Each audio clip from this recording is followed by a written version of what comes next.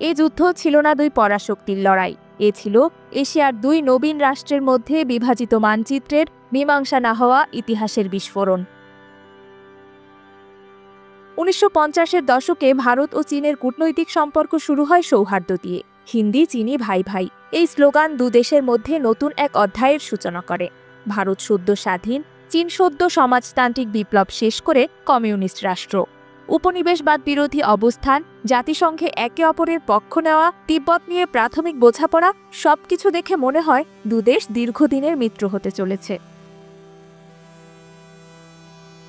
কিন্তু ভূখণ্ডের প্রশ্নে সেই সৌহার্দ্য দ্রুত ভেঙে পড়ে।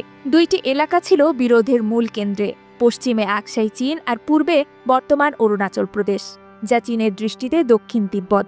আকসাই চীন ছিল কৌশলগতভাবে গুরুত্বপূর্ণ, কারণ এর মধ্য দিয়েই চীন জিনজিয়ান থেকে তিব্বতে একটি সড়ক নির্মাণ করেছিল, যা তাদের পশ্চিমাঞ্চলের নিরাপত্তা এবং যোগাযোগের জন্য অত্যন্ত জরুরি। ভারত ম্যাকমোহন লাইনকে প্রকৃত সীমান্ত হিসেবে মানলেও চীন সেটাকে কখনো স্বীকৃতি দেয়নি। তারা দাবি করে ব্রিটিশরা তিব্বতের দুর্বল অবস্থার সুযোগ নিয়ে এই রেখা চাপিয়ে দিয়েছিল। 1950 সালে চীন তিব্বতে সেনা পাঠায়। ভারত এই পদক্ষেপে আনুষ্ঠানিকভাবে আপত্তি জানালেও সামরিকভাবে কিছু করে না। বরং 1954 সালে চীন ভারত পঞ্চশীল চুক্তি স্বাক্ষরিত হয়, যাতে পারস্পরিক শ্রদ্ধা ও অনুপ্রবেশ না করার কথা বলা হয়। কিন্তু এই চুক্তি বাস্তবে খুব বেশি কার্যকর হয়নি। 1956 সালে চীন আকসাই চীন দিয়ে লুকিয়ে একটি রাস্তা নির্মাণ শুরু করে, G219 হাইওয়ে। এই সড়কটি ভারতের নিয়ন্ত্রণাধীন বলে ভারত মনে করত, কিন্তু ভারতের গোয়েন্দারা তখনও বুঝতে পারেনি যে চীন সেখানে স্থায়ীভাবে বসতি করছে। এই গোয়েন্দা ব্যর্থতা ছিল যুদ্ধের পেছনের অন্যতম কারণ। 1959 সালে চীনে ঘটে তিব্বতী বিদ্রোহ।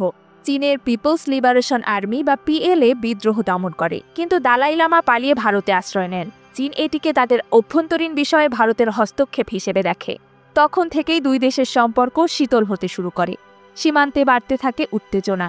চীন যেখানে দাবি করছিল সীমান্ত বিতর্ক আলোচনার মাধ্যমে সমাধান করা উচিত, ভারত তখন চীনকে আগ্রাসী শক্তি হিসেবে দেখা শুরু করে। 1960 সালে চীনের প্রধানমন্ত্রী চৌ এন লাই দিল্লি সফরে এসে প্রস্তাব দেন চীন পূর্ব সীমান্ত তথা অরুণাচল থেকে সরে আসতে রাজি যদি ভারত আকসাই চীনে তাদের দাবি মেনে নেয়। নেহরু এই প্রস্তাব প্রত্যাখ্যান করেন। ভারত সরকার সিদ্ধান্ত নেয় সীমান্তে নিজস্ব চৌকি বসিয়ে ফ্যাক্টস অন দ্য গ্রাউন্ড তৈরি করবে। এর নাম দেওয়া হয় ফরওয়ার্ড পলিসি, যার অধীনে ভারতীয় সেনারা 1961 সালের শেষ দিকে ছোট ছোট পোস্ট বসাতে শুরু করে, এমনকি চীনের দাবি করা ভূখণ্ডেও। এই নীতিকে চীন দেখে আগ্রাসী পদক্ষেপ হিসেবে। তাদের সামরিক নেতৃত্ব সিদ্ধান্ত নেয় প্রতিক্রিয়া জানাতে হবে।